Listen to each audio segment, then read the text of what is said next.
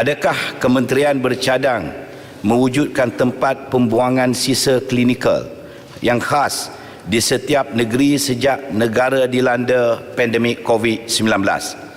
Ya, kerana terdapat peningkatan pembuangan sampah seperti penutup muka, botol pembasmi kuman dan sarung tangan terutama di Sungai Kelang sejak Mac pada tahun ini.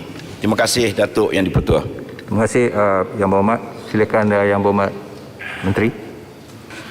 Sisa klinikal ini didefinisikan sebagai sebarang sisa yang mengandungi sama ada keseluruhan atau sebahagian tisu manusia, darah, cecair tubuh, dadah, ubat, hasilan farmasi, swab, jarum alat suntikan, peralatan tajam yang boleh mendatangkan jangkitan dan ancaman kesihatan kepada sesiapa yang menyentuh dan mengendalikannya. Itu definisi sisa klinikal.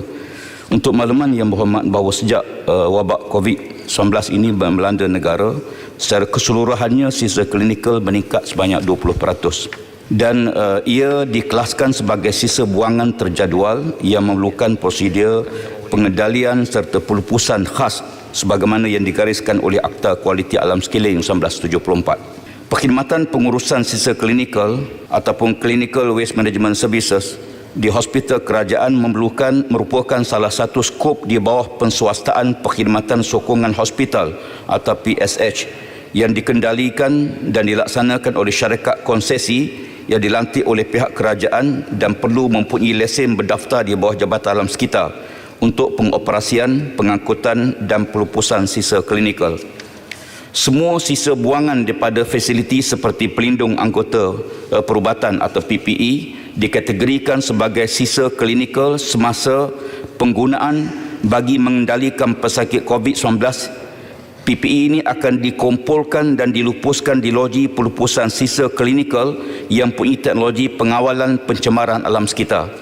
Di bawah peruntukan Peraturan Kualiti Alam Sekeliling Buangan Terjadual 2005, buangan seperti di bawah bahan-bahan plastik pakai buang yang dijana daripada fasiliti kesihatan atau pusat kuarantin COVID-19 yang diwartakan oleh Kerajaan Malaysia dikategorikan sebagai buangan terjadual dengan kod buangan terjadual SW404, yakni buangan patogenik yang di mana buangan klinikal atau bahan yang dikuarantinkan seperti pakaian PPE, frontliner dan kapas persempelan dan lain-lain buangan klinikal yang berpatogenik.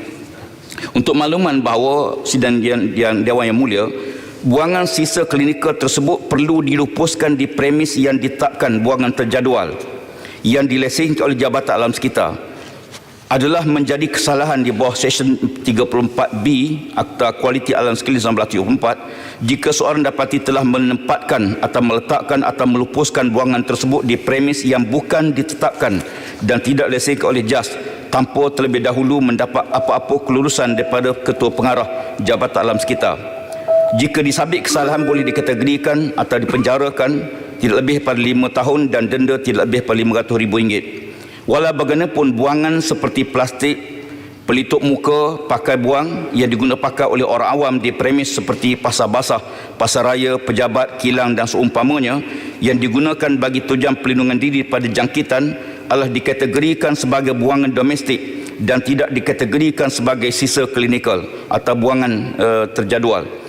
Buangan tersebut dilupuskan sebagai buangan domestik, yakni sisa pepejal seperti sampah yang diuruskan oleh pihak berkuasa tempatan atau di bawah bidang kuasa Kementerian Perumahan dan Kerajaan Tempatan. Sekian, terima kasih. Terima kasih Yang Berhormat Menteri. Silakan.